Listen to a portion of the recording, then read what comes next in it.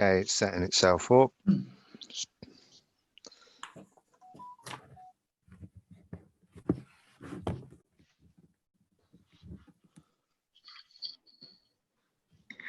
Okay, we're live. Brilliant, thank you. So, welcome everybody to the Nottinghamshire and City of Nottingham Fire and Rescue Authority Policy and Strategy Committee. I'm Councillor Michael Payne, Chair of the Combined Fire Authority. Elected members here with me today are Councillor Andrew Brown, Councillor Jonathan Wheeler, Councillor Toby Neal, Councillor Sybil Fielding and Councillor John Clark. There are also a number of officers here to support today's meeting, including the Chief Fire Officer John Buckley, members of John's senior team who should be able to be seen on the screen, and clerked to the Combined Fire Authority, Malcolm Downrow. There are also other colleagues with us here today who, as I say, should be able to be seen on the screen for those who want to either re-watch the recording or are watching the recording live.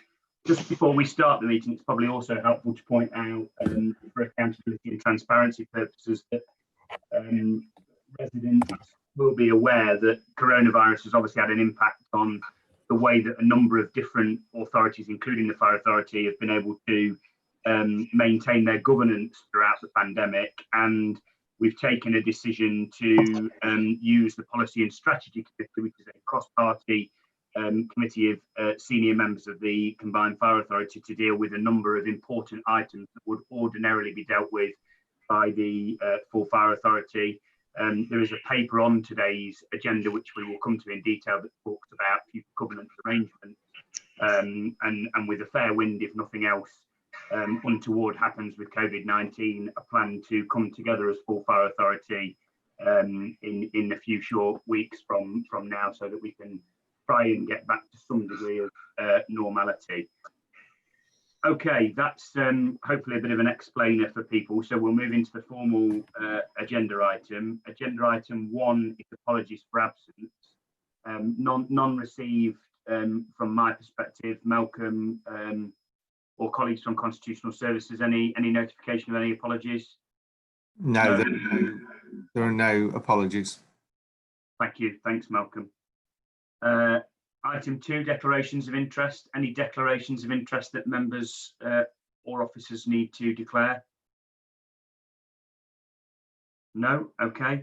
Minutes of the meeting held on the 1st of May 2020 for confirmation. First of all, before I move them to be approved, any comments or questions on the accuracy of the minutes, or any issues that people want to raise on the minutes? There is a question on the minutes from the FBU chair. Yeah, that's right, Malcolm, there is. So we'll deal with that now before we approve the minutes. Folks, just bear with me while I switch documents.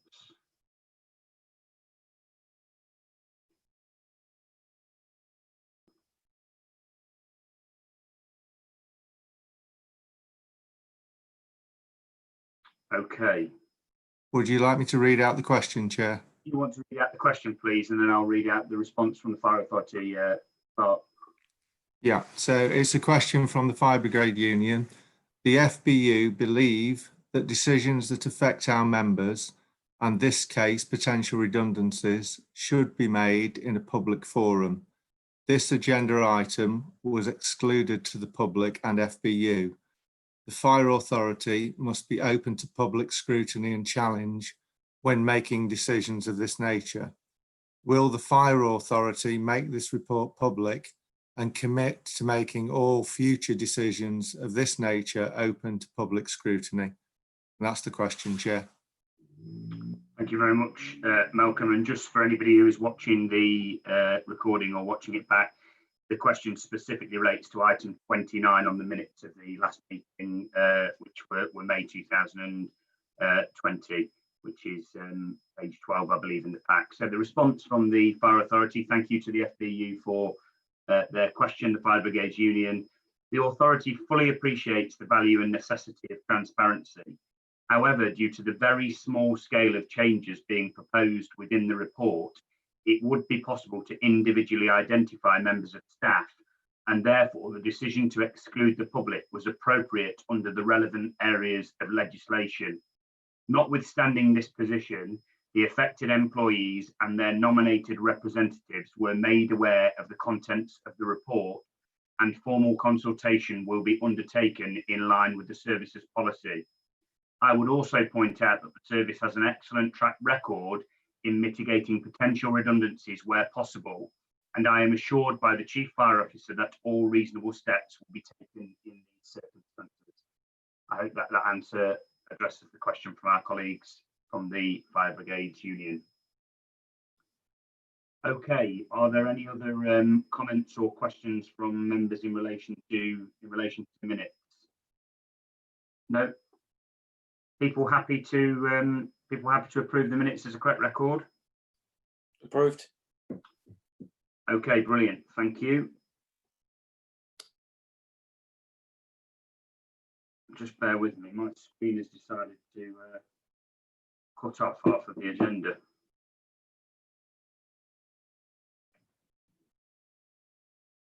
If you just bear with me a second, I'm going to have to reopen the agenda.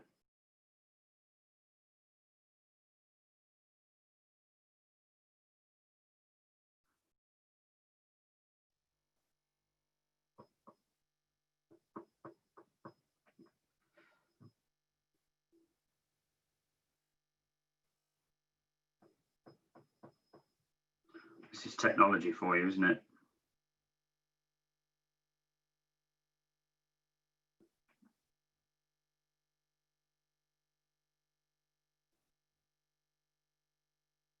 Just bear with me a second. The application's decided to completely close itself down, so I'm going to have to reopen the agenda.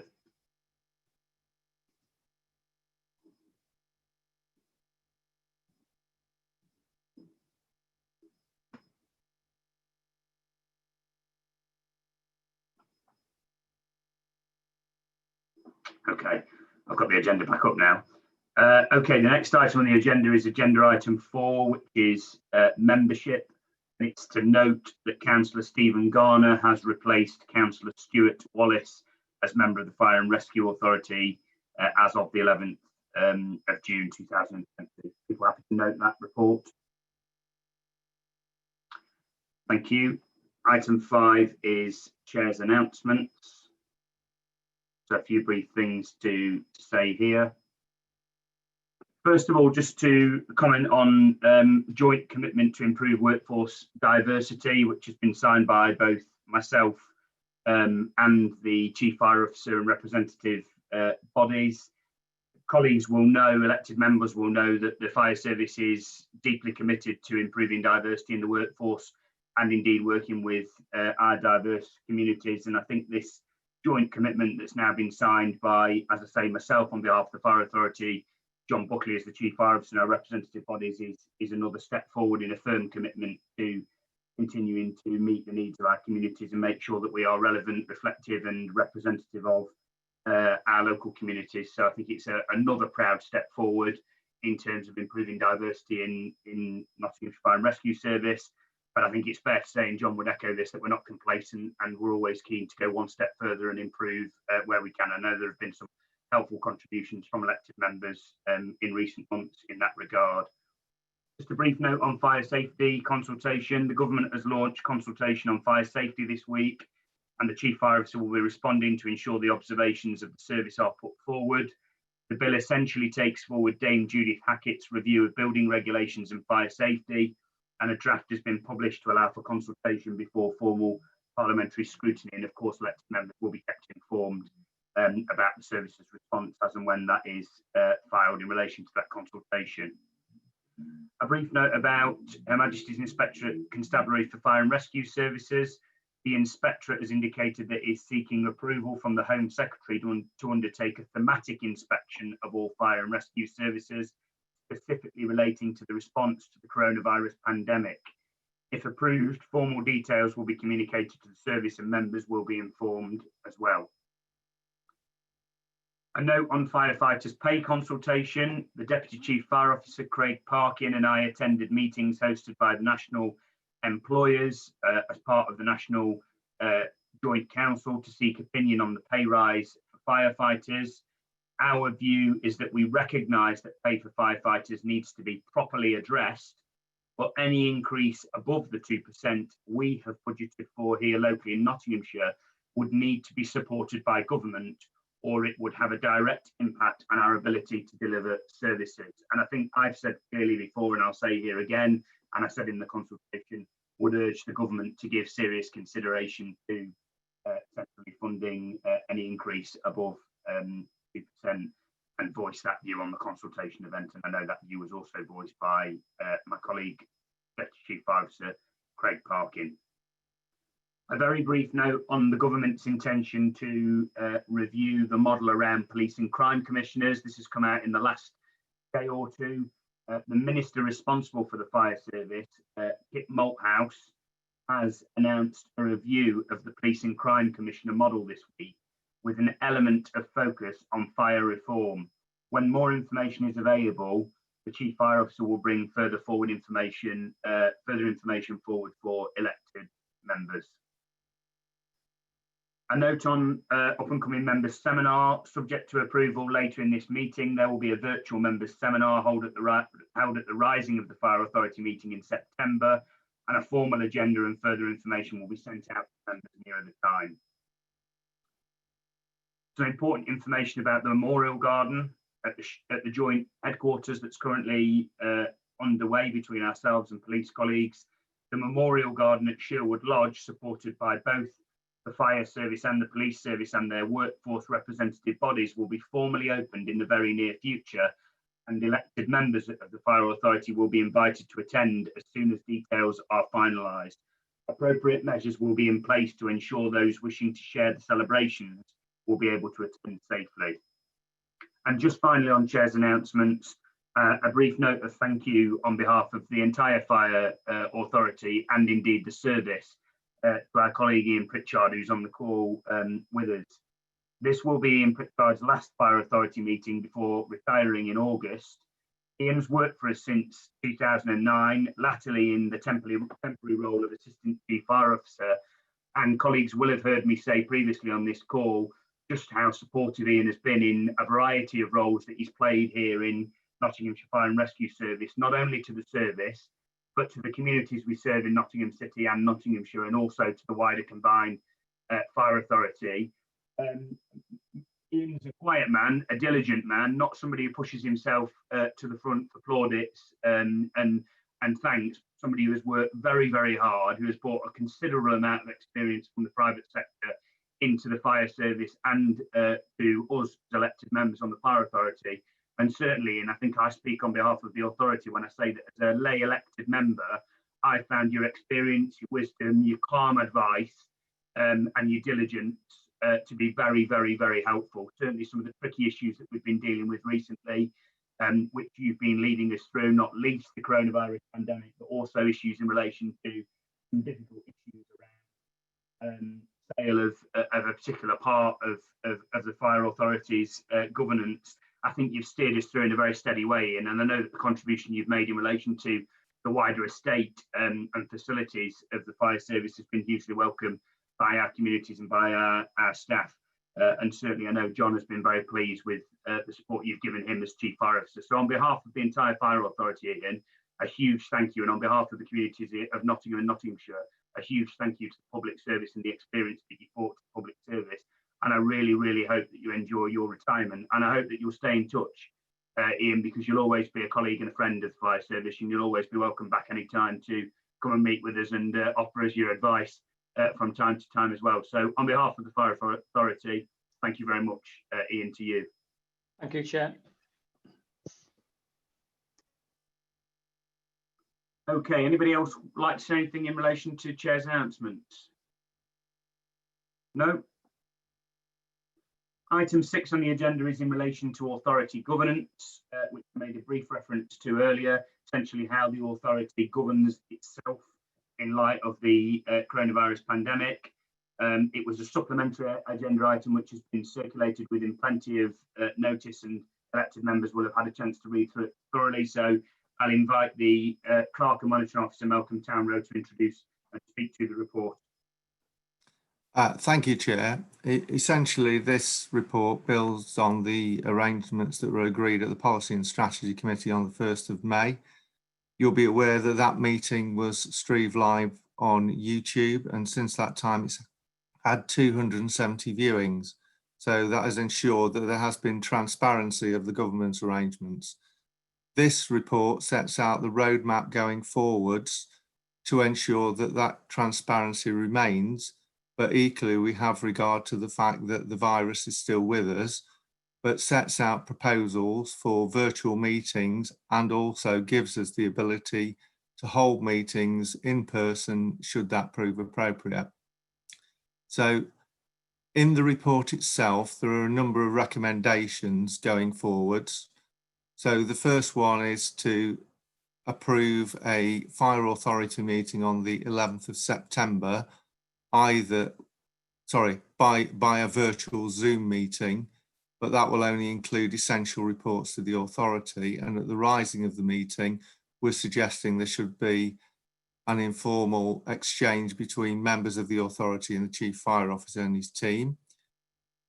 Secondly, I am proposing that there will be a further Fire Authority meeting on the 27th of November.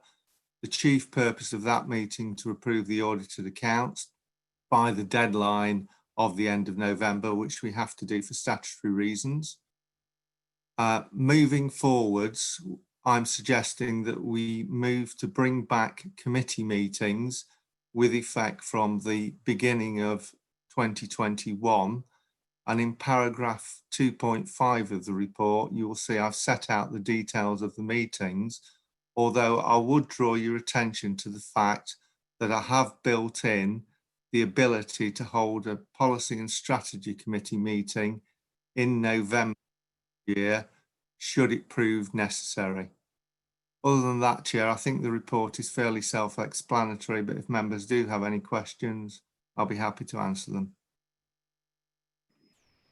Thank you very much, Malcolm, for clearly taking us through the report and explaining the recommendations to us. And the recommendations are, as Malcolm has set out, and are straightforward there before us. Any comments or questions on the report in relation to governance that elected members would like to raise? Councillor Toby Neal. Thanks. Thanks for the report. It's fine as far as I'm concerned. I suppose the only thing which I'm not clear about and might need to consider is that even though we may be back to socially distanced meetings, there may be one or two members who I am aware of who have underlying conditions and still may not feel able to attend meetings, and whether the provision for them to zoom into a meeting to participate would be an option as well. I understand there may be technical issues about it, but we do have some months to try and sort that out. But I imagine the question is around the legality of that. So those who can't attend because of their conditions, how can we make sure that they can be involved? Yeah. Would you like me to answer that question, Chair? Please, Clark. Yeah. Yeah. So there is provision within relation to hold what are known as hybrid meetings. It can be done. They are technically a little more difficult, but those difficulties are not insurmountable. I have to say my preference, if at all possible, would to either be to have full Zoom meetings or physical meetings, but we can certainly look at the options. Thank you, Toby. Thanks, Clark. Councillor Andrew Brown. Thanks, Chair. Just a quick question. Are we planning on, after the full authority meeting on the 27th of November, to hold a strategic inclusion board meeting as well? Would you like me to answer that, Chair? Like we normally do? Yeah, thanks, Andrew. Recommendation 5 has built in the ability for us to arrange a meeting of the Strategic Inclusion Board, which has helpfully been placed in there by the clerk. And I think, Andy, if that's an appropriate time to do it, then yeah, we've got provision in there in the recommendations to do that. Malcolm, did you want to add anything else to that? No, Chair, you've made the point I was going to make. Any other questions from elected members on the paper in relation to governance? No? Okay, I'll just quickly go through the recommendations. I know the clerk has, but just for transparency purposes, the recommendations before us are to agree a virtual Zoom meeting of the full authority, that's the full fire authority, to be held on Friday, the 11th of September 2020, to include only essential reports. That has been articulated to be the intention to the wider fire authority membership, so they are aware of that from the Chief Fire Officer and Clerk. Recommendation 2 is to note that at the rising of the full authority meeting on the 11th of September 2020, there will be a virtual members briefing session to enable an informal information exchange between all members of the authority and the Chief Fire Officer and his team, obviously not least about coronavirus, but also some pertinent issues that the Chief would like to inform members about and to discuss with them. Recommendation 3 is to agree that a further meeting of the full authority, either by Zoom or in person, depending on prevailing circumstances, be held on Friday the 27th of November 2020 in substitution for the meeting usually scheduled for December, to enable the authority to formally sign off the audited accounts. Recommendation 4 is to agree that, subject to the coronavirus remaining under appropriate control, all meetings of the authority and its committees recommence with effect from January 2021, either by Zoom or in person, depending on prevailing circumstances. And we do just take note of the point that Councillor Toby Neal's made about putting provisions in place for those who may not be able to attend. The clerk's noted that.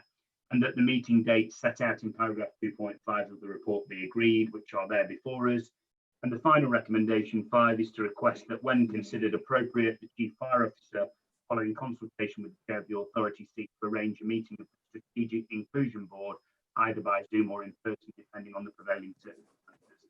And I think Councillor Andrew Brown made a good point about November being a good date for that meeting, unless we need to meet before then.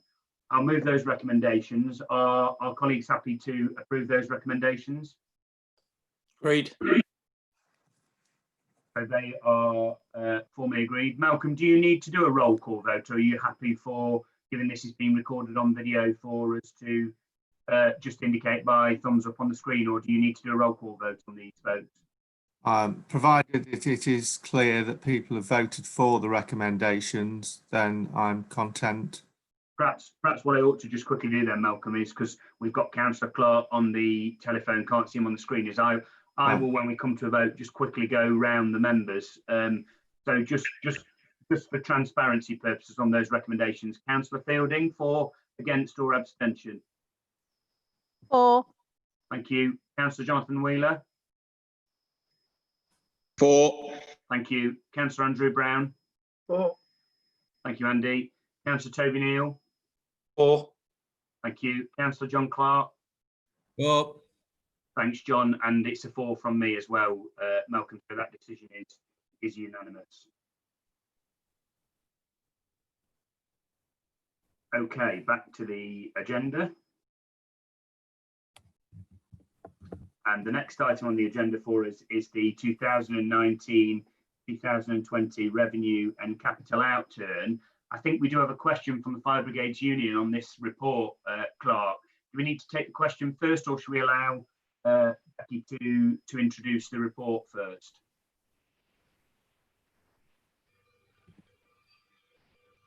I think you're on mute, Clark. I think we've got you on mute.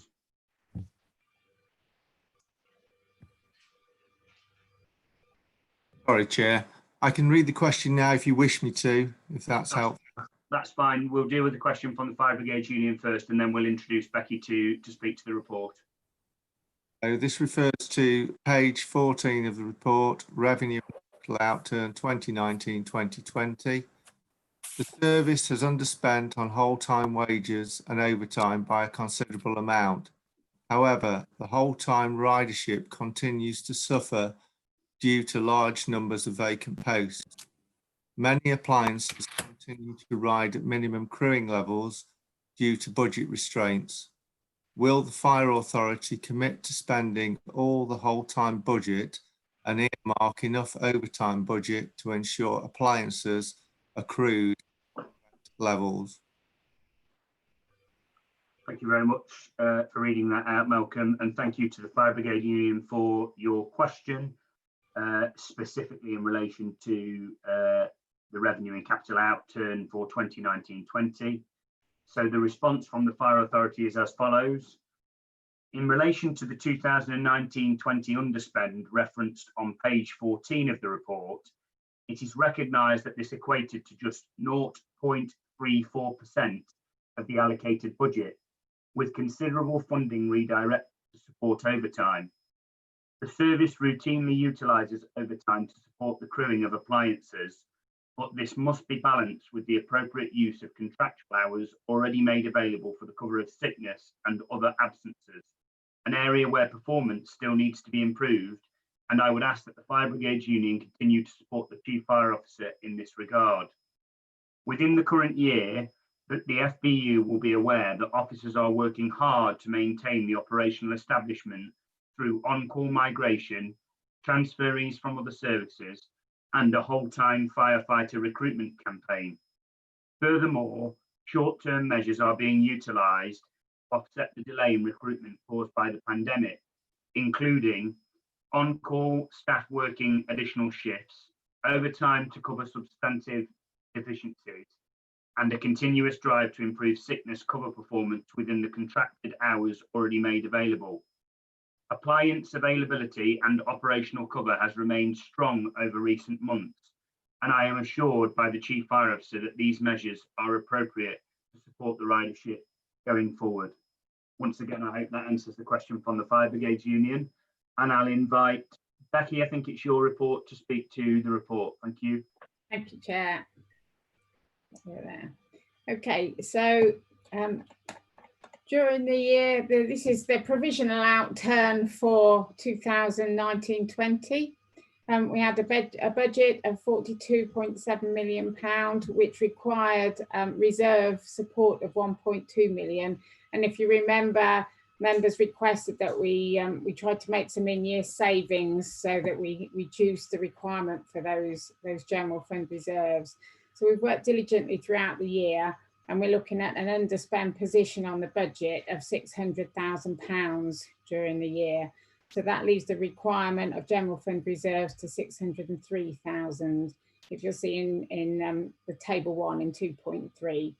Earmark reserve has got a net figure of just £2,000, but that is a net figure. We've actually used 363,000 expenditure from earmark reserves for lots of projects during the year, where some of them were funded from grants in previous year and some of them from revenue that we put aside for specific projects. The reason it's a net figure is that we've had some grant that's come in that hasn't been spent. 171,000 of this was the COVID-19 grant that we received in March. Obviously, we spent a small amount of that, about 20,000 we spent, but the rest has gone into reserves to fund expenditure during 2021. We also had £181,000 of ESN grant, the regional grant that hasn't been spent either due to the delays in the project. So, if I just go through some of the variances. The employee variance, 526,000, largely due to vacancies. A significant number of those are in support staff, and we've increased the vacancy factor for support staff in the 2021 budget because this was a consistent area of underspend. Supplies and services includes the transport, £580,000 overspend. That includes 210,000 from vehicles that have been damaged in accidents. There's two quite large vehicles that required repair, and we're awaiting a payout from the insurance company for those, which is the majority of that overspend. With regards to income, the 937,000 additional income is made up of several smaller figures. We've got 159,000 that we got from Belwyn to cover the Tobruk Reservoir incident and also flooding in Lincolnshire. We've received 141,000 from the police to fund work for West Bridgford and Highfields. 191,000, as discussed earlier on, at the COVID grant, And also we did receive an additional business rate grant earlier in the year to compensate the authority for changes in central government policy. And when they calculated that figures, it was bigger than we originally anticipated. So moving down the report, moving on to reserves in section 2.5. Reserve levels are holding strong. We've got £9.7 thousand reserves at the end of the financial year, roughly half and half. Earmark reserve 4.7 million. 1.4 of that is the transformation and efficiency reserve that we've put aside to help us meet the strategic plan, and the remainder is largely grants that are unspent. General fund reserve is £4.9 million, which is above the 3.9 minimum level set by Fire Authority in February. So that puts us in quite a healthy position moving forward. Capital budget outturn in section 2.8. So we have expenditure of 1.8 million as quite a significant underspend of 4.7 million. However, 2.6 of this relates to workshop station, where we've had difficulty in finding the land to build a new station on. So now we're requesting slippage for that into the next financial year. There's been a small impact of COVID-19 on the delivery of some of the PPE. This is the normal PPE that we'd use, not COVID related. So the helmets in the PPE budget, and vehicles that we were expecting to be delivered in March weren't actually received till the new financial year. So just moving down vehicles. So section 2.27 is a summary of the slippage that we're requesting into 2020-21. You'll see that most of those are very small amounts, just year-end adjustments really. There's the 2.6 million workshop and the PPE 400 and the vehicle replacement that I've just discussed. So finally, just an update on the statement of the audit of the accounts. Following the coronavirus amendment to the accounts and audit regulations, the deadline's been extended. Normally we would have completed the accounts by the end of May. We're now in a position we're almost complete, hoping to complete them by the end of July. The deadline's the end of August, so we're well in time for that. We're expecting the external auditors to come in from the 7th of September, and we're planning at the moment to meet the deadline for the end of November for approving the audited statement of accounts. As I said at the beginning, this is a provisional outturn because we're late in working on the statement of accounts. There may be some minor adjustments yet to go through when we finalise the figures, and those will be brought to you when we bring the statement of accounts if there are any changes. So the main recommendations for the report are to note the contents and to approve the capital slippage of 4.1 million. And there's a small amount of surplus grant funding that we received from the child home safety equipment pilot to move into earmark reserves. It was an element of unspent grant. So that's it. Perhaps if anybody's got any questions, I'm happy to take them. And thank you to you and your colleagues for working on the report, and indeed for your work throughout the pandemic and over the course of the year as well on behalf of the authority. Any comments or questions for Becky on the 2019-20 revenue and capital outturn report?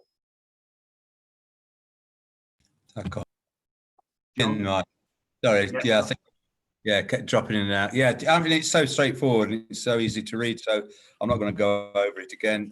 Thanks to Becky, thanks to the team, and why all the other things are whizzing around people's heads, these are quite clear to see we're in quite a healthy position, so thank you. Thanks, John, and thanks to you and your colleagues on the committee for your work in relation to finance as well throughout what I know has been a difficult period, and for the support you provided to Becky and her team. It's appreciated. Welcome to Assistant Chief Fire Officer Candida Brunel, who has joined us. I know she's been at the Local Resilience Forum this morning, which has been an important part of the response to coronavirus. So welcome to the meeting, Candida. Thank you very much. Very glad to be here. The recommendations are before us, as read out by Becky, to note the contents of the report, to approve the slippage of 4.1 million on the capital programme, and approve the carry forward of surplus funding relating to the child home safety equipment pilot and an earmark reserve. I'm just going to go down members very quickly. Councillor Sybil Fielding, for, against or abstention? For. Thank you. Councillor Jonathan Wheeler? For. Thank you. Councillor Andrew Brown? For. Thank you, Andy. Councillor Toby Neal? For. Thanks, Toby. Councillor John Clark? Well, And it's a 4 from me as well, Clark. So that's a unanimous decision in relation to those recommendations on the revenue and capital outturn report. Item 8 on the agenda is Revenue, Capital and Prudential Code Monitoring Report to the 31st of May 2020. Becky, I think this is you again. Yes, thank you, Chair. So this is the budget monitoring position for 2021 up to the end of May. You'll appreciate that expenditure has been a little more erratic than normal at this point in the year due to the coronavirus and the major impact that that's had on us delivering our services. So it has been very difficult to predict the outturn for the year, and I'm sure that this is going to change as we move forward. So we're looking at an underspend of almost 1.5 million, but that's almost, it's not quite so clear as it would look, because a lot of that relates to the grant that we've received, more grant than we anticipated, and certainly didn't put in the budget back in February for the COVID grant. So we've received a total of just over £1 million, £1,058,000.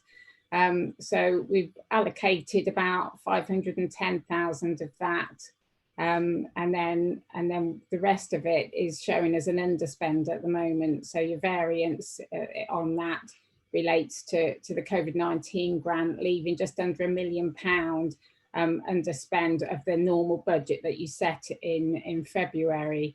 But almost in its entirety that relates to whole time pay, because we were anticipating when we set the budget to be holding a recruit course, whole time training course during the year. With COVID, with having to get other areas of our training such as breathing apparatus training up to date, that slipped a little bit and is now not due to commence to April 2020.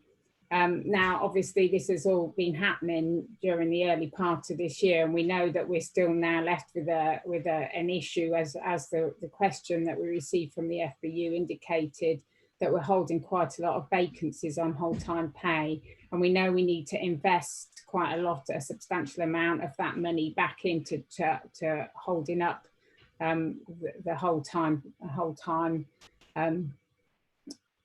staff.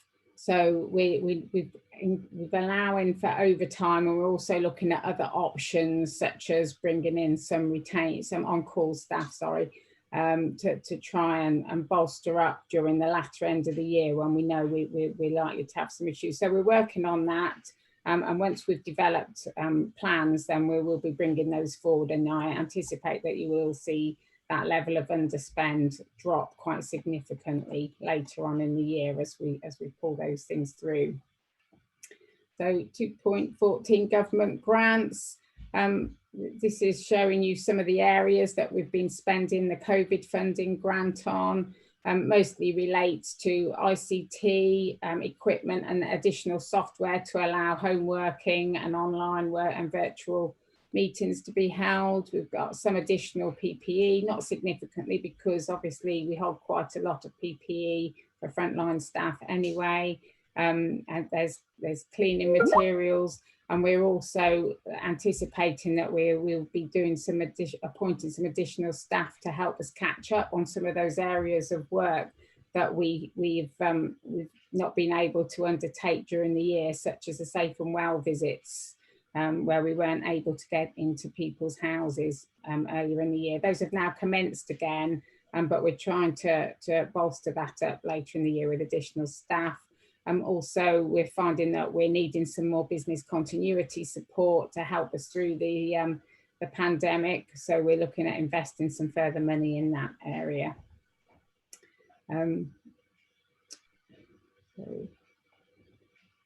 The grant, the one thing that has been confirmed is that they're not expecting us to use the grant to fund the potential shortfall in the 21-22 budgets that will come from reduced collection rates for council tax and business rates, and the impact on the collection fund, because the tax base we're expecting will be quite significantly reduced. And the impact on that on the authority, best estimate at the moment, and it is very much an estimate, will be up to about £1 million. So these are all going to impact on the budgets for next financial year, and we'll be watching those figures along with the comprehensive spending review in the autumn, so that we can bring you a medium-term financial strategy to take the authority forward into the next 3 years. So 2.17, because of the slippage in the capital budget, in the capital expenditure for 2019, that's had a knock-on impact on the minimum revenue position. And so there's an underspend there that we'd like to reallocate out.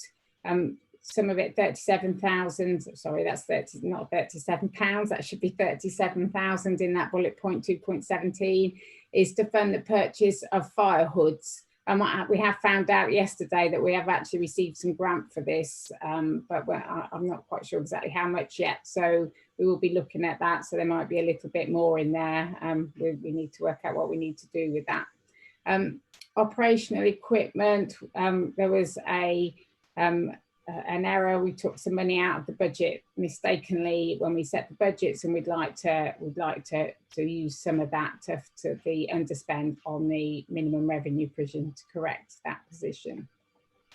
So moving on to 2.20 on the reserves, you'll see that at the moment that's leaving us in a healthy reserve position of £10.7 million anticipated at the end of the year. Obviously, if we reduce that underspend later in the year, that will come down.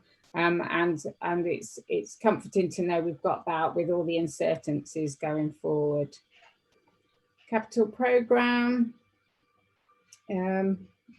We've had ICT on 2.25. We've had an additional expenditure of £30,000 that we want to fund from the COVID-19 grant. So we're just requesting that that's added to the capital programme.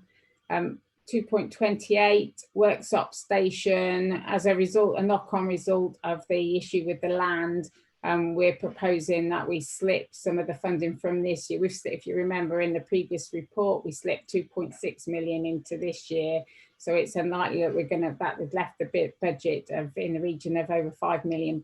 So we'd like to slip some of that into next year. It's not realistic that will all be spent in this year.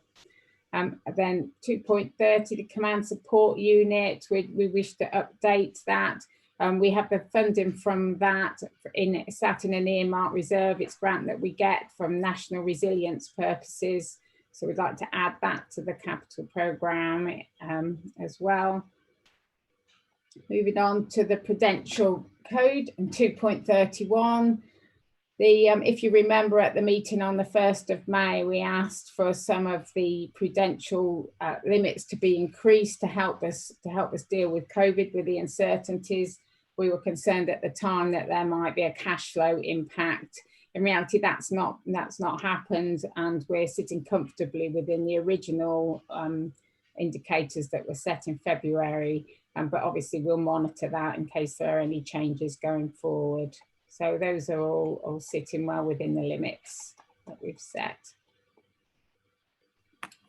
So I think that's it. So the recommendations of the report were to approve the farming of the 62,000 from the minimum revenue provision to fund the new fire hoods and £25,000 to the medical equipment budget. and to approve those 2 new projects to the capital programme, which were the 30,000 capital project for the ICT equipment to help us deal with the COVID-19 pandemic, and 70,000 command support upgrade, which is a project that's been funded from earmark reserves, and also the slippage of almost 2.6 million for a workshop into next financial year. If anybody's got any questions, I'm happy to take them. Becky, very, very helpful.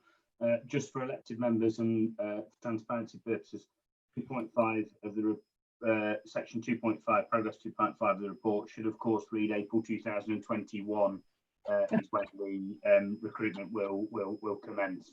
So it's just a minor typo, but the recruitment's obviously slipped as a result of the situation with COVID-19 and will commence in April 2021. Thank you, Becky, for comprehensively taking us through the report and for your work on the report and for taking us through recommendations step by step. Any comments or questions on this report? Yeah, thanks, Michael. I mean, what can you say? It's another straightforward. It seems straightforward to the layperson, but there's a lot of work at the background again, and it's another superb report presented by Becky and her team.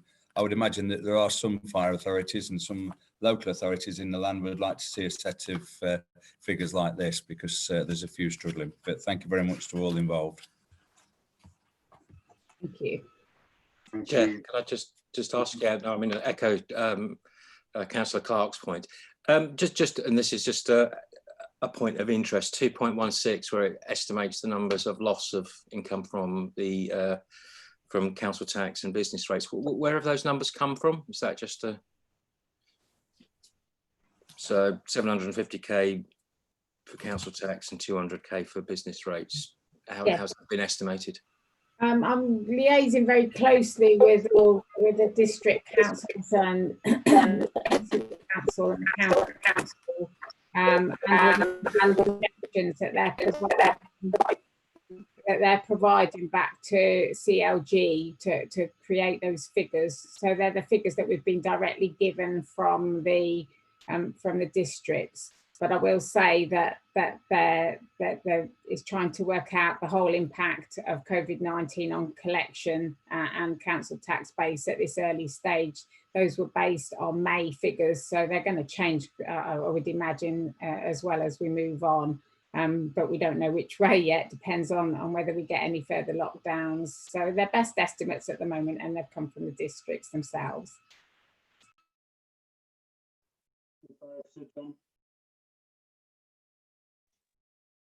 Yes, ma'am. Just to add to that as well, in my national role around finance, we've done an audit of a number of authorities at the national level, and those figures Becky's identified locally have basically mirrored the kind of sector across the piece. You know, so it's only estimates at this stage, as Becky said, but that just gives some reassurance that the estimates we're working on do appear to be what the majority of authorities are considering will be the future impact. Very, very early stages, and those estimates there, and it's something we're going to be monitoring closely here, obviously with Becky, but also be very close to it at the national level. And it is one of those areas we are pushing government to address within the spending review as well. And again, that's linked to my national role, just to try and give a little comfort to members on that. Thank you, Chair. Thank you, John. Any other comments or questions on this report? Okay, I'm going to take a vote on the recommendations. Councillor Fielding, for, against, or abstention? For. Thank you. Civil. Councillor Jonathan Wheeler? For. Thank you, Jonathan. Councillor Andy Brown? Thank you. Councillor Toby Neal? For. Thank you. Councillor John Clark? For. Thanks, John. And a 4 from me, Clark. So again, that's a unanimous decision. So we now move on to item 9 on the agenda, which is the service delivery performance report, which will be introduced to us by the Deputy Chief Fire Officer. Clark, I do think we've got a question in relation to this from the Fire Brigades Union. So if we take the question first, and then I'll introduce Craig, if he's happy to do that, to introduce the report. Yes, Chair, there is a question. It relates to page 52 of the report, Appendix A. It's a question from the Fire Brigade Union. The table in Appendix A shows on-call availability. Ashfield and Retford stations have not been included in this table. Interestingly, both stations have the worst on-call availability in the service. Why has the service decided not to include these stations in the report, as all other stations that have on-call at them are included? Thank you very much for reading out the question from the Fire Brigades Union, and thank you to the Fire Brigades Union for their question, specifically in relation to, as you said, page 52 of the report that we're dealing with. The response from the Combined Fire Authority is as follows. Contrary to the question posed, I would like to refer the Fire Brigades Union to section 2.4 of the report, where the performance of both Ashfield and Retford fire stations have been clearly articulated in the report. These stations are not included in the on-call performance tables as they operate the unique day shift crewing system recently implemented and are specifically drawn out in the report at the request of members of the Fire Authority so that more transparency and greater scrutiny can be applied to those locations. As part of the implementation of day shift crewing, it was also agreed to undertake a review of the model and report back to the Fire Authority. This review is being progressed by the Chief Fire Officer and staff, and their representatives will be fully engaged in this work. I hope again that answer addresses the question by the Fire Brigades Union. Thank you for the question, and I'll introduce Deputy Chief Fire Officer Craig Parkin to introduce the report. Over to you, Craig. Thank you, Chair. Members will probably be aware this is a report that would normally go to Community Safety Committee. It certainly doesn't cover everything the organisation does, but it gives members a bit of a snapshot and a flavour about what we're doing. I would also say two things really. It's in the context of we have been responding to COVID as well, as all members will be aware of their constituent authorities. So we've been in that kind of context. And I would also sort of say there's a later report about HMI where some of the issues that are driven in this report should also be read in reference to the HMI areas for improvement. So just two things for members in terms of that context. In terms of response in section 2, we've seen decreases, but as I say, it's in the context of COVID and whether it's a bit too early to say whether that's made a difference or not, or whether it's the previous interventions and what maybe the Fire Authority and service have been doing. But promising all the same decreases across the board in terms of 2.1, whether it be accidental dwelling fires, secondary fires, or special service calls. So great news there. 2.2 just talks about the response standard. Now this was a publicly consulted as part of the RMP. So again, in terms of P1, P2 and P3, there's a bit of an explanation there for members about what that means, and also the average attendance times that we can see there. And the figure for the authority is 8 minutes. And there's a lot of work goes into this in terms of understanding and trying to improve that performance from the call handling time through to dispatch and travel times. But of course, a lot of these times are very much dependent on where the incident is located, reference to where the fire appliance is at any one time. But again, generally, good improvements in some of these areas. And it's certainly some work that we're doing very heavily over the next 12 months as we head towards the next IRMP about understanding whether this is the right standard or not. And a lot of work goes into that. And it's certainly a question that the HMI are speaking about nationally and challenging fire authorities. And certainly John and I, as the Chief Fire Officer, we have strong views about standards of fire cover and response times, and we're working that in trying to understand that through the National Fire Chiefs Council with the HMI. Moving on, as the Chair has already said, on-call availability, absolutely excellent, and I can't praise enough the commitment that on-call firefighters give every day, but through COVID, and there are some concerns around that along the way about what does that mean when furloughing ends and we go back to normal, and what we see in terms of performance of on-call. But with our sustainability of on-call team working with our on-call sections, we've seen some excellent performance, and we'll hope to try and learn some of those lessons, see whether we can bolt those in as well. and also some work around future of what's the contractual arrangements in future for on-call. Are there some alternatives that can sort of lock in some of these high levels of performance? As Chair, as you've read out in terms of the Fire Brigades Union, it was already in the report. Members of the Community Safety Committee have obviously rightly been held a lot of scrutiny about the changes in fire cover in Ashfield and Retford. A particular reason why members asked us to draw this out so it was clear and obvious. And I think the report does do that. We're certainly not being complacent about this. The review is currently underway. The officers within service delivery with our support service colleagues around data and understanding, that is underway at the moment. I indeed had a meeting with one of the stations, the watchers at Ashfield, where they asked about their inclusion in the review, and I've given my reassurances to those staff that they are absolutely involved, and I've spoken to the lead officers as well to make sure that staff are engaged, which would include the Fire Brigades Union.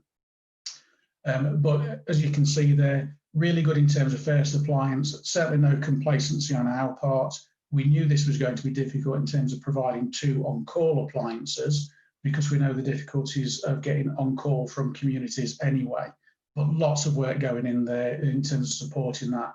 And the review will be brought to Fire Authority members and be publicly available for scrutiny. Moving us down the report, there are some times there around the mobilising system. I won't choose to go through that for members. COVID-19 partnership work 2.8, again, just a real snapshot here. We've been providing an emergency response service throughout, and I would argue strongly that members of the public would have noticed no difference where they have called for help from us. They would have got the same level of service from our staff as they would have done without COVID. So we've been able to absorb the additional demand as well as providing the first-rate service. And again, members will know from their own constituent authorities, pharmacy deliveries, food, PPE deliveries, befriending calls, you know, in the hundreds, in over thousands of befriending calls, targeting people that we've already probably identified as vulnerable in the community from our Soap and Well visits. So again, really bedding in some of those things about why we're here to support communities. Moving on to prevention, we've had to amend our ways of working, and the district prevention officers and the persons at risk team, some excellent work here. Very quickly, those staff and those teams have developed different ways of working, and we're going to try and not lose some of that ways of working as well, because we've learned such a lot from COVID. As much as it's been an absolute misery for many, many people, there certainly is always opportunity in crisis, and it's important we learn from that. And the Chief has asked us in terms of a lessons learned log, and we'll be doing a debrief being supported in that to make sure we do learn some of those things. And I will fully anticipate that John would be expecting us to bring a report back about that so we can see that work. So lots of, again, things we can see there as part of our safer communities strategy. I suppose one of the downsides and disappointing for me, last year saw a real increase in terms of direction and travel and productivity. COVID has clearly knocked the wind out of some of that momentum, but the drive now is very much get Safe and Well visits back up and running, with our staff protected through face coverings, masks, and ways of working. So we get that back up and running. And then when HMI come back next time, hopefully they can see the direction of travel the authority has set for the service. So some great work throughout there. And again, linking into Fire Chiefs Council that is referenced in 2.17. Protection, 2.18, moving down. Again, the protection team, some great adaptations there, some really good face-to-face desktop audits. We've been very conscious a lot of buildings have not been accessible to us because the people have been furloughed and they've been closed down. That's a very much changing picture now as the economy starts to drive. And what we are seeing now is we're having to tailor some of those things, and we are tailoring our ways of working so that we're ensuring that our staff are protected and going into COVID secure buildings. But clearly our focus has got to be buildings have been changing things like one-way systems, and they may have been blocking emergency exits while they adapt their sites, and we just need to make sure they can satisfy and keep people safe whilst they're operating as a building and supplying us services. So lots of great work there as well. Some of the things I would kind of touch on there as well, the work we're doing within the city, so the multi-occupancy residential buildings. and certainly know Councillor Toby Neal from the City Council will be very much aware of this. And we do hope to do a presentation in the City, I believe, to Councillor Neal and Councillor Linda Woodings, I believe, as a portfolio holder. We've now had some initial feedback from the Joint Audit and Inspection team about what they're finding. And one of the hopes is that we'll be able to start to engage with building developers, building owners and responsible persons and people like approved inspectors, because we're now beginning to build a picture of trends about things that we are finding that would not meet the fire safety order standards. So that's now creating work in itself. So as we're finding and approaching the higher risk buildings, we are now beginning to find things that may be non-compliant and might lead to enforcement. So we've got that additional work. And again, I've asked that we put additional resource from the fire service into that. And I believe we've got a second fire safety inspector who has joined that team. So some great work there. It's been seen nationally as a bit sort of as a leading way of doing it. So again, with the work we've done with City Council, we're ahead of the curve, I would suggest, driven by some of the work through Dame Hackett's review of building safety. And that leads me on to the building risk review section that members will see. We are in receipt of some money, some government grants. They've used a gazetteer to identify premises nationally that they believe come into the category that they wish 80 metres in height or above. And what we've actually found is that we've found at the moment, as we review that information, a further 60 on top of the 120 that wasn't in the government list. So that work is being seen nationally. We're seeing the same pattern nationally on that as well. So how does that affect our work? Does that mean that we'll be able to apply or seek further government grants?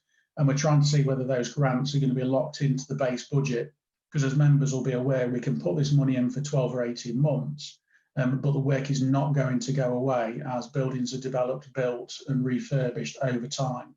And I also hope as well, as part of that, the building safety and fire safety changes are going to probably give some more strength to fire authorities. So things like building consultation, fire services are consulted with, but it's not that the consultation information has to be adhered to. So developers can then choose to take or not take the advice. So lots of great work there going on, Chair. Very proud of the staff, both the firefighters on the fire stations, our protection and prevention teams who don't do the response bit, and our people at headquarters and in the teams that are providing information through these difficult months. We're still doing some great work. Not complacent about some of the downside in terms of the day shift crewing and the 50% average and things, but the review will throw that up in terms of transparency and scrutiny and how we solve some of those longer term issues. Happy for any questions, Chair. Craig, and let me just echo what you've just said. The fire service strategic plan talks about being one team to create safer communities, and for me, this report exemplifies the words on the page in our strategic plan.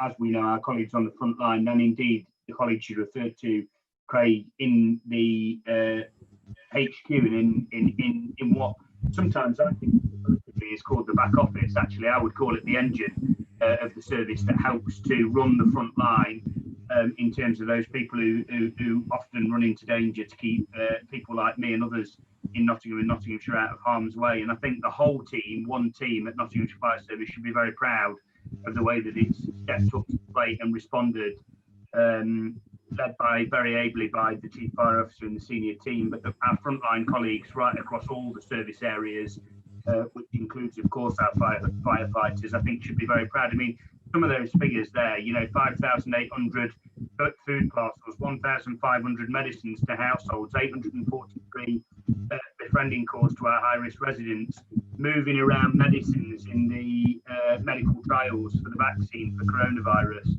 supporting our clinical commissioning group, some of our firefighters driving ambulances to help our colleagues at EMAS who have undoubtedly been under undue pressure. And I know in our own area in Gedling, Councillor John Clark would attest to this, collecting clothing that's been donated for vulnerable families who have not been able to provide bed linen or clothing throughout very difficult times for the most vulnerable. And none of that would have been able to happen, you're absolutely right, Craig, without those people working in finance, in IT, in payroll, in HR, in all those other important service areas as well. So on behalf of the authority, I've said this before, John, if you could articulate this to all staff, a huge thank you for the entire service at the fire service, stepping up to the plate, stepping in, getting alongside our communities and making sure that we've been able to do our level best to work with our partners across the city and county to be most vulnerable. And I think this report elucidates on that incredibly well, Craig, and I know just how much involvement you've had, Craig, in steering some of this work along with the rest of the senior leadership team and working closely with our colleagues from Fire Brigades Union, you know, our representative bodies as well, we should recognise have played an important role in supporting, in constructively feeding back, in holding us to account, which is an important part of the so, heartfelt thank you on behalf of the Combined Fire Authority to everybody in the fire service on behalf of the communities in Nottingham and Nottinghamshire. I'm going to bring in Councillor Andrew Brown, who's indicating. Yeah, thank you, Chair. I'd just like to concur with what you said and thank Craig for all the work for that report. It just shows you what a superb team we've got at Nottinghamshire Fire Authority, Nottinghamshire Fire Service. What I would like to suggest that I know from visiting my own local station, when I go down and say thank you to them for all the hard work. Is it possible that rather than, I know you've asked John to pass on the message from the authority, would it be a good idea if we sent every person a thank you letter for working through at the COVID crisis and the extra work they've done and superb turnout rates, etc., just to say thank you, so it's more personal from the whole of the fire authority, from every member, just to say thank you, and on behalf of the community as well. That's an excellent idea, Andy, and we'll do that. We'll organise that and we'll do that. Councillor Jonathan Wheeler. Thank you, Chair, and thanks, Craig, for the report. I just want to ask a couple of questions on the on-call team, to be honest. Like I say, I know it's really appreciative what they've done, and you can see what the availability we put forward is really appreciative, I know, at the current time. Looking back at the previous items around the underspend on the on-call training and drills, just want to get some information from Craig on what we're planning to do when it's safe to do the drills and training in person. I do know with this training facilities online, just to make sure that the team are still engaged, meet up to each other, make sure they're comfortable in doing the role still, because like I say, I do know with the amount of time potentially not in the station, and even though if they're on call, potentially not being picked to they're not there in time to go on the crew, we may disenfranchise some of the people who might think, oh, what's the point of me staying on call then if I'm not getting the work, etc., which obviously we don't want to do. So just a bit of explanation on that, Craig, would be appreciated. Thank you. Yeah, Councillor, no problem. In terms of the training, we paused training very early on in lockdown, and that was more because we didn't kind of understand the impact, and it was just easier to say, well, okay, we'll pause it. Very quickly, and I think after about a month, probably less few weeks, we resurrected the training with social distancing and COVID arrangements in place across sections. So things like we wouldn't necessarily bring all the on-call section in for a training session. We'd split them up and almost, segregate them off into team bubbles. In terms of that, the furloughing, we've actually been using on-call staff more in terms of like bringing them in for additional duties. So we've not really seen any long-term impact in terms of competencies or training. So that is completely underway now. Even some of the exercise and some of the information in the report is probably even out of date now, since we were able to report it, and we resurrected even more things. Even our training at Ollerton, we've now got a lot of training ongoing and in place, and a lot of the things that we're doing to make sure we can keep up and running is already underway. So I'm not really seeing a massive impact on our operational responsibility.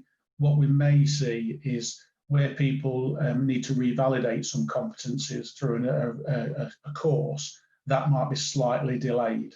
But as I say, we've not seen any real impact in terms of operational preparedness and capability. And as I say, bearing in mind in all that time, there's a further report we may talk about. We're still doing migration, so we're bringing people across and doing assessments, theoretical and practical assessments as well into the whole time. So a lot of it looks like business as usual on the outside, but just being done very differently. I hope that helps, Councillor. No, that's great. Thanks for that. Thanks, Craig. Any other comments or questions on this report? John? We got you on mute, I think, John.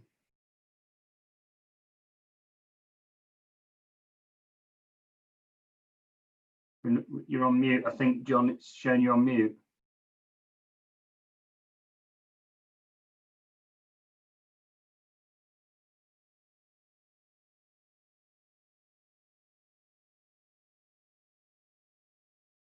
Can we unmute John, Gavin? Are we able to... Are we with you, John? We've got you, John. Yes, just to add that it's not just a fire service now, it's been explained by Craig, and we're particularly thankful, like you said in Gedling, for the support we've had from the fire authority, etc., the police, the ambulance, and everybody else for our humanitarian help, because many people have been helped there. And I'm right with Andrew, we should be putting a letter, we should be putting something out that people can proudly put it on their CVs. They are dealing with a very difficult situation, but it does broaden it. You know, a lot of people just start running fire engines, lights, and everything else. That's not it. It's a broader spectrum now. And when we're inspector, we need to make sure and major on this. When coming into this is another part of our job we do. But well done to all concerned. Thank you. Yeah, thanks, John. I think it's an important point about partnership working and working with our colleagues in different partners. Absolutely, and you're right. When we're inspected, we do need to be very proud of strong relationships that we continue to build. So it's an important point. Our colleagues happy to note the report. I'm not going to go down a roll call, Clark, because it's a noting of a report. But can people just indicate with a thumbs up if they're happy, elected members, to approve? Yeah, I'm getting thumbs up from everybody. Okay, thank you. That's approved. Item 10 on the agenda is an update on the service response to Her Majesty's Inspector of Constabulary and Fire and Rescue Services inspection. And I think, Ian, you're introducing this report. Ian Pritchard, Assistant Chief Fire Officer. So this report is an update from the HMICFRS inspection last year. Members where we had September last year, we brought to the Fire Authority the action plan for dealing with the 25 AFIs that we'd received. And the original plan was that these AFIs would be reported through the subcommittees that were aligned with either community safety, HR, finance and resources, or policy and strategy. But as COVID-19 came on and we suspended or stopped the meeting cycles of the subcommittees, this is the first report for the update, and that's going to report on all the ones that we've done so far. So we've got 8 areas for improvement that are now complete. The actions are complete, and these are AFIs 3, 7, 10, 12, 14, 16, 18 and 24, and they're now complete and reported as complete. We've got a further 17 that are still outstanding. Those 17 are due to be completed, and they're on schedule at the moment. One of the comfort that the members can take is the fact that the progress is reported every week at the programme board to the Chief Fire Officer. I think we've got one next week. So with those, the details of all those AFIs, the ones completed and the ones that are to be completed in the future, are at Appendix A. The recommendations for the report is to note the progress against the AFI improvement plan, and the second one is agree the closure of the 8 specific areas for improvement. So I'll pause there and take any questions. Thank you, Ian, for taking us through the report. I think, again, this is a very clear report. I think it meets the requirements and expectations of elected members as per the conversation we had post the inspection as part of that member seminar. And I think this clearly sets out the direction of travel in terms of things that we were asked to improve on. The areas completed, and as you said, the areas that are still subject to some work, and very pleased to hear about the very regular programme board that's tracking this So I'm certainly content with what's been provided to us and the recommendations that are set out. Any comments or questions or feedback from elected members on this report to Ian or John or any of the other officers on the call? I'm not seeing any indication from elected members. No. Are people happy to note the progress made against the AFI improvement plan and agree the closure of 8 specific areas for improvement? I'll start with Councillor Fielding. For, against, or abstention, Councillor Fielding? For. Thank you, Sybil. Councillor Andy Brown? For. Thank you, Andrew. Councillor Jonathan Wheeler? For. Thank you very much. Councillor Toby Neal? For. Thanks, Toby. Councillor John Clark?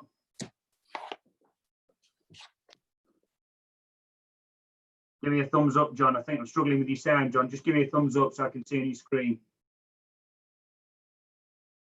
I can see, John. I can see your thumbs up. That's fine. Yeah, take that as an approval, and a 4 from me as well, Clark. So that's a unanimous agreement for that agenda item 2 recommendations that we've got there.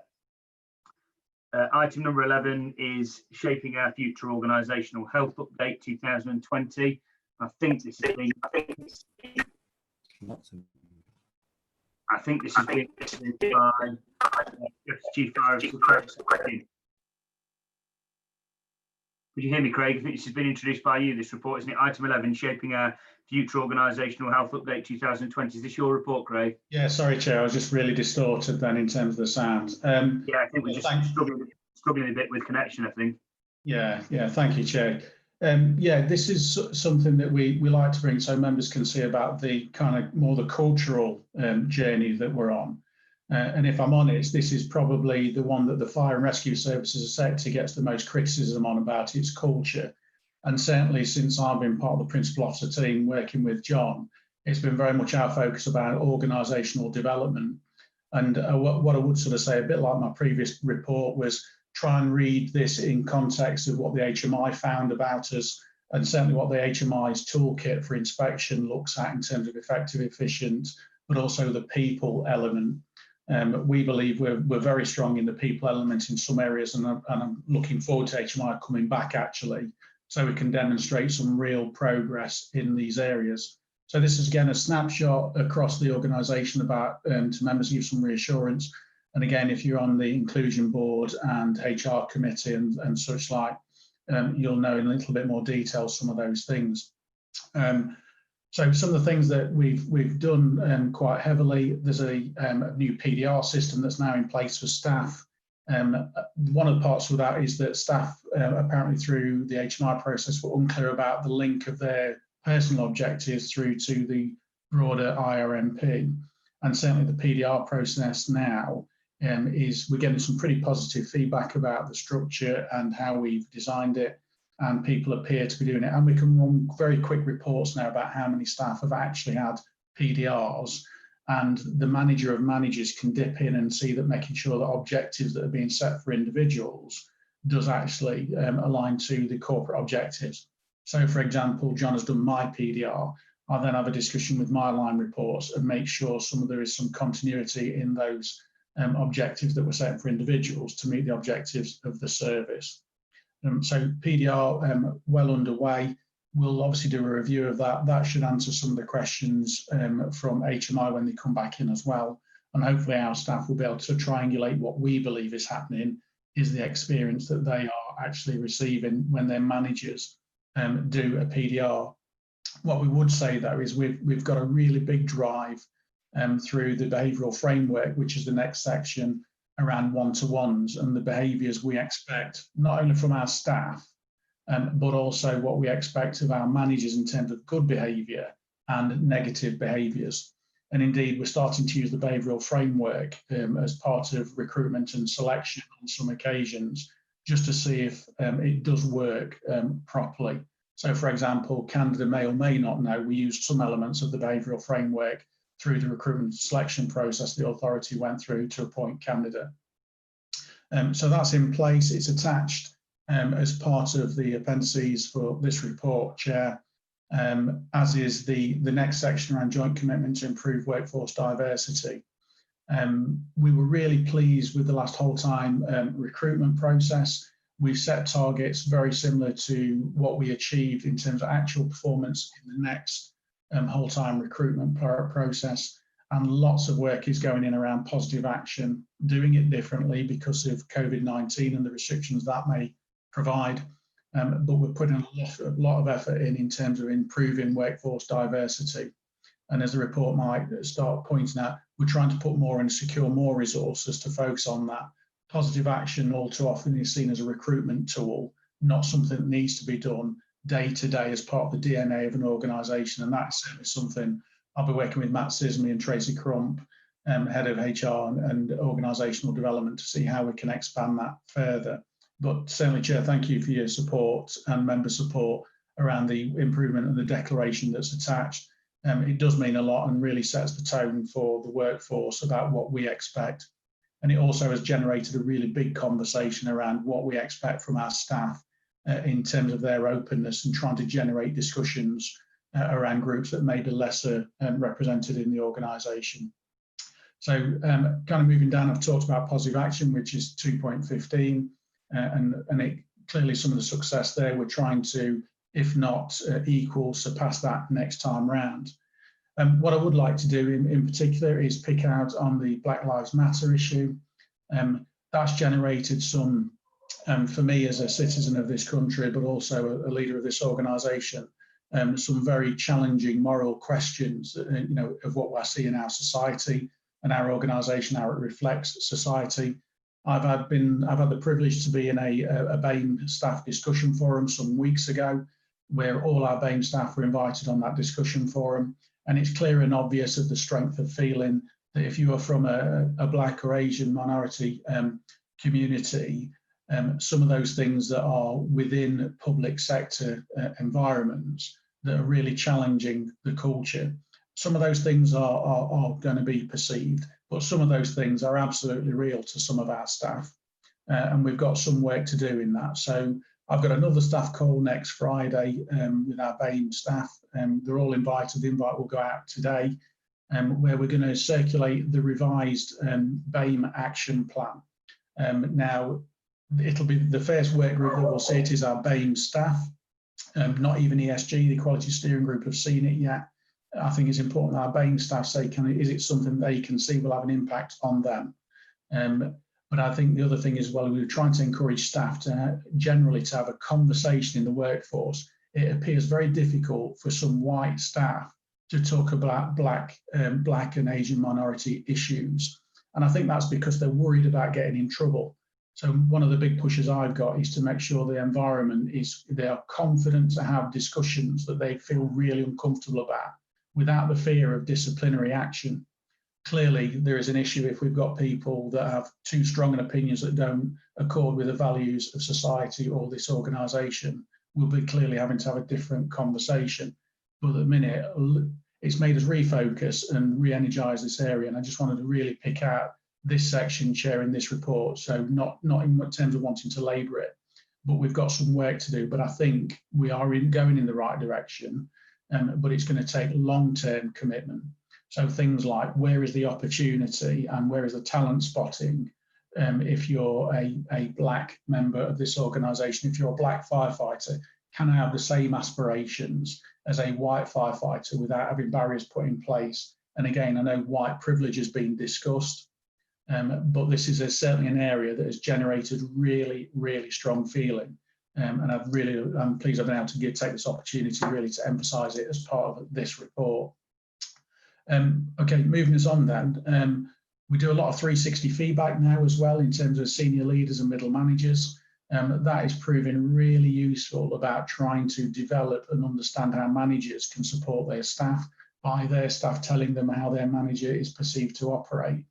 And that is something we hope we can roll out more and more, and they'll influence one-to-ones. And again, hopefully that will see some really long-term impact in terms of the cultural issues we see across the workforce. Moving us on, Chair, staff survey. The results there, it said last time that we did 55% of our workforce engaged in it. At the time of writing this report, 45% of staff had engaged in it. what's really pleasing, and I certainly know Joe, John and the wider SLT are really pleased, 62% of the workforce actually completed the survey. That's about 20% higher than the sector or similar sector average. So we're incredibly pleased, and that's been taking place through COVID. So when I look at the engagement on that, incredible. We're certainly not complacent either. That still means 38% of the workforce didn't complete it. So we need to have a conversation about why is that? Have they got something they don't want to say? Do they think there's not a point saying it? Or, or just they didn't want to spend the 10 minutes doing it? So we do need to understand that. Quality Health, the organisation that delivered that for us, they provided a presentation to SLT. We're now analysing the wider report, and that again will be reported. And that drives some of the organisational development work over the next 2 years. And hopefully that will underpin the work we need to do around what HMI think about us in the people strand. I really hope and anticipate we should see some improvements in there on the people strand when they next return to us. I think I've covered about the engagement of BAME employees. BAME communities, there is some work around community engagement of the transformation fund, so members will be aware that I believe February John brought a report around transformation and efficiency. Part of that was around diversity, workforce and culture, and that's around community understanding, community engagement. And again, that links heavily to as we develop the next IRMP about how we're engaging with communities, particularly those communities that are underrepresented within the workforce, but are we delivering the right services to their BAME communities? And it's not for us to make assumptions about what they require. We need to engage with them and get that dialogue and two-way conversation. So lots of work ongoing there. 2.27, we talk about collaboration. And again, lots of work going on there about what we can do. We are in the a bit of a discussion at the minute through the National Fire Chiefs Council with some work streams that we might be able to offer and provide support on as well. And as is included in 2.29, the Equality, Diversity, Inclusion Strategy and the National Code of Ethics. Again, Sir Tom Windsor's report through the State of Fire report about the need for a code of ethics. And we strongly believe that the behavioural framework that's attached to this report will actually deal with lots of things that are in that code of ethics. The issue is, of course, you need to embed these things. You can have all these documents on a shelf. Our staff need to live and breathe these things just as the way that our culture is. And that's definitely part of our focus, is about making sure we embed these things. We evaluate the issues that we're seeing, and they may manifest in good things about reduced levels of discrimination and harassment and bullying in the workplace. So they're the main points, Chair, without wanting to dwell on every bit. There are some appendices I would refer members to show you the detail of the work that officers that the service are actually doing. And happy to take any questions, Chair. Craig, I can see Councillor Fielding. I'll bring you in, Councillor Fielding, in a moment. Thanks for the comprehensive report, Craig. And I know that behind the work you do and the senior leadership team do, there are lots of people across the organisation who are deeply committed to continuing to improve inclusivity, equality, diversity right across the organisation, but also to make sure that service continues to be more and more reflective of the communities that we seek to represent. And I think, whilst we're rightly proud of our track record in this, we're also very honest about the challenges that we still face. And you've been very candid, Craig, and honest about the challenges that we still face. And I think half of the step towards actually making progress in this area is about being honest and candid about challenges that still remain. And really appreciate and commend you, Craig, for being very candid and honest with us today about some of the challenges that still do exist in spite of the positive journey that I think Nottinghamshire Fire and Rescue Service has been on over a number of years. There were just two areas really that I wanted to, if you like, expand on in relation to the report. I would like to see us make more and more use of elected members as role models. We've got some fantastic elected members who are passionate in a number of areas in relation to equality, diversity and inclusion. We've got an outstanding chair of our HR committee, Councillor Chigufta Kudus, who's very, very passionate about this area and reaching out to communities that may otherwise be difficult through ordinary recruitment processes, etc. and I think has got a tremendous amount to offer. I know as well, I've had conversations with Councillor Leo from Nottingham City about engagement as well, and he gave a passionate contribution when we met with members of staff earlier in the year, and I think again, you know, has got a lot to offer. And there are members right across the combined fire authority who have got a lot to offer. And I know we do come together in terms of strategic inclusion, equality and inclusion board, but I do think there is something to be said about making more use and greater use of elected members on the fire authority in terms of being role models. Just linked to that, Craig, if I may, and we did discuss this at group leaders, I would like to see the fire service working with our partners, you know, John, with your colleagues as chief execs in the city, county and districts, and indeed other public sector areas actually, and there's no reason this shouldn't stretch to the private sector, to expand and continue to do some of that fantastic work we did on role models in relation to LGBT.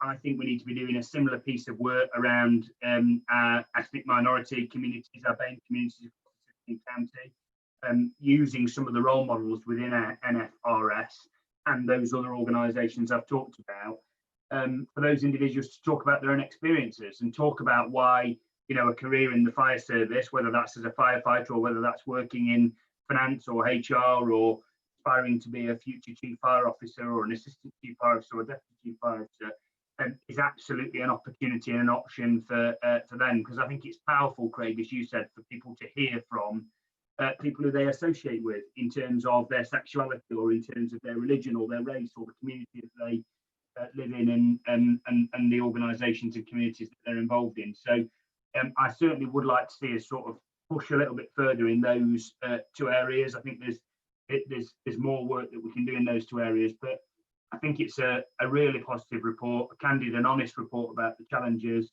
proud of where we've come from, but clearly stretching us. The only other thing I'd finally say is, you know, and I know I'm pushing it an open door, Craig and John and Candida and others on the call in terms of the senior leadership team here, but I certainly think we should be really stretching ourselves in that recruitment campaign that we've got coming up next year. I know we talked about in 2018, those figures about 29% of successful candidates were women and 20% were Black, Asian and minority ethnic backgrounds. That was clearly a step change from where we've been. I'd really like to see us considerably stretch ourselves and go all out to stretch ourselves way beyond that if we can in the recruitment campaign in 2021. And I know elected members stand by to help and assist if we can in any way, shape or form as part of that campaign. But as I say, I know I'm pushing an open door. I know that you, Craig, Candida, Johnny and Becky and colleagues who are on the call with us as part of the senior leadership team are as determined as elected members are to continue to do all we can to make the workforce more diverse and inclusive. And certainly I just pick on this point.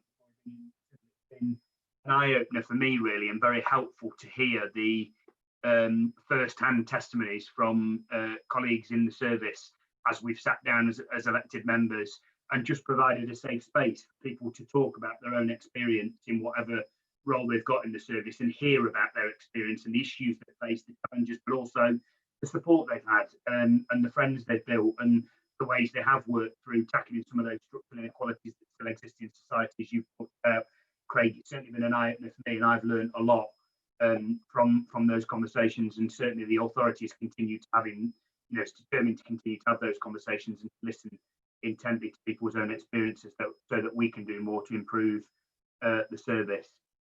Councillor Fielding, I think you wanted to come in on this report, and then I'll bring in Councillor Toby Neal. Sybil? Thank you, Chair. I concur with all you've said, but I'd just like to highlight the support we've had in Worksop via the Pride event. I mean, that was extremely well supported and the right thing to do. And the other thing on 2020 on the report to do with the BSL Charter and how the organisation supports the deaf community and other members of the community that have hidden disabilities and often go unmissed and unrecognised, and it's how we work with those groups to enable them to enable access services. It's really, really appreciated. Thank you. Councillor Neil. Thanks, Chair. Craig, thanks for the report. It's really all-encompassing and covers really what are the main issues. And I think from an elected member's point of view, we've been made increasingly aware across all of our areas of responsibility about some significant issues which COVID has brought out, but you tie that into Black Lives Matter. So there's definitely a issue there. So there's a suggestion that I'd like to make in terms of taking some of this forward, because I think it's absolutely great and really good that we responded to the employees' issues and addressed those. And that's one of the things that we've learned within the City Council in terms of having to adapt how we're going, but also in a wider community-based process. So there's a strand of work that's been going on in this calling mobilising civil society within the City Council, which has been looking at a whole range of things. One of the things that we took as a priority was bringing back what we call the Nottingham Together Board, which is a sort of a very diverse group, both in disabilities, BAME, LGBT, but it's a community-focused element to it. And we've got a BAME subgroup working there, and I'm chairing the board, but the BAME subgroup is independent, and I'm arranging for them to meet with significant public sector people, because there are key areas we're looking at, which is around health, social determinants, but also sorry, beeping at me. Also employment and skills and stuff like that, and it's a good way, because they are a really representative group. So in terms of maybe moving forward, in terms of inviting Notts Fire to come to the board and get involved, but also have sort of a role within the wider Nottingham Together, because we are going to speak to I'm chairing it, and I'm going to speak to the police about it and some of our other public sector, heavy NHS involvement. But I don't want to create a whole range of additional work, but I just think there is a voice there, and it's not that it doesn't take up a lot of time, but I'm impressed with the networks that are established in the community basis here, and there's a message here that we can get out. Now, I know we've got a really good media approach to stuff, but actually there are groups here that we can get to for a whole range of issues that are traditionally excluded, whether it's the Roma community or whether it's other underrepresented groups. So I'd quite like to suggest that maybe we expand some of this and we can have a further conversation about it. But I think the report is reflective of a really open approach to it, which I think I'd like other people to see, really. So, Chair, are you okay if I just kind of respond or add a little bit more context if we've got time? Yeah, absolutely. Yeah, Councillor Neil, yeah, absolutely. We'll tie in, and I'll speak with Matt about how we do that. I think some of the lessons that I've certainly learned over the last probably 12 months, in all fairness, around some of these things, is that we've got to embed it in terms of the delivery of services, not see it as a separate service. So as I referred to area positive action on recruitment, a question I've asked myself is, where is the positive action in the organisation to identify talent from either BAME communities, LGBT, female?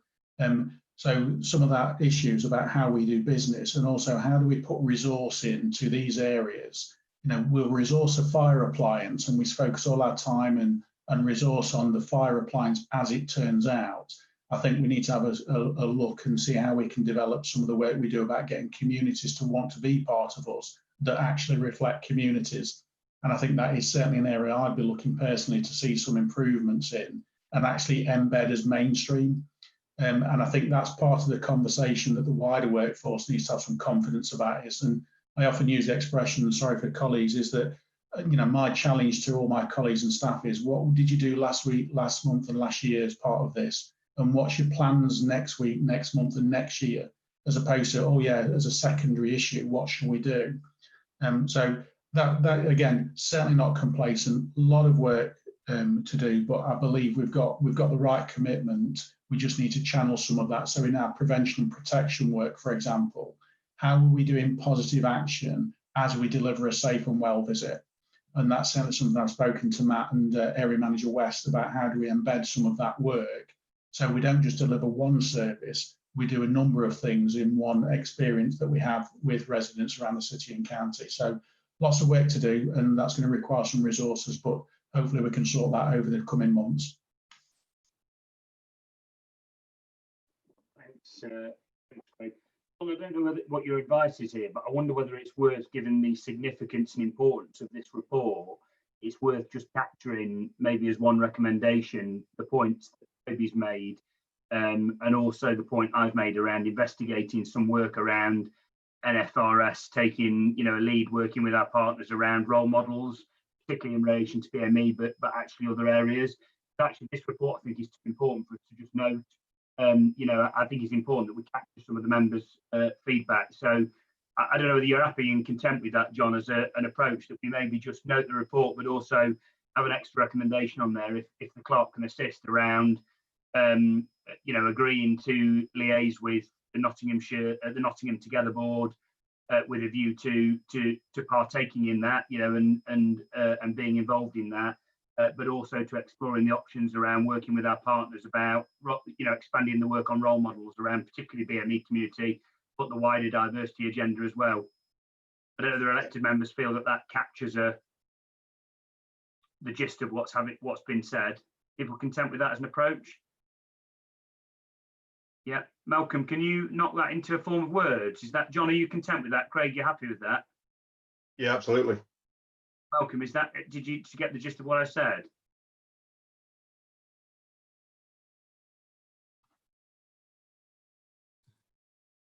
I got most of the gist of it, Chair. Can I just refer back to Councillor Neil's comment about him chairing the Nottingham Together Board? And the question for me would be whether we want a formal invitation from the board to participate. I suppose what I was exploring was if there's some interest, then I'll make it formal. So, yeah. I think we could, I can formulate a recommendation around that, a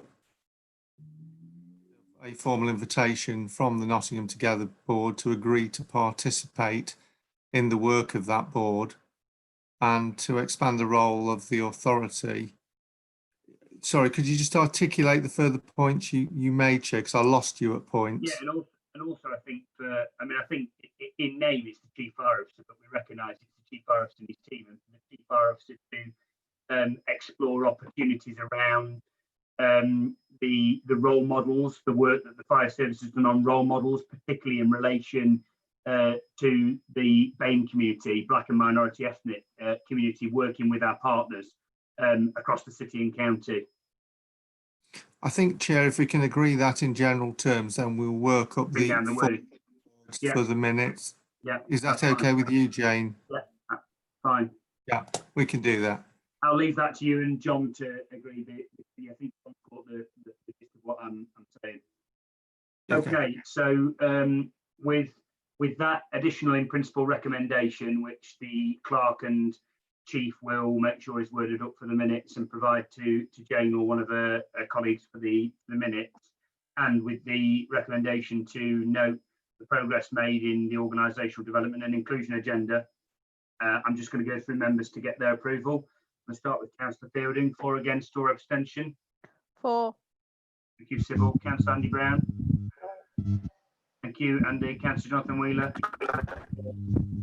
Thanks, Jonathan. Councillor John Clark. Agree. Thank you, Councillor Toby Neal. Yeah, agreed. And it's an agreement from the clerk.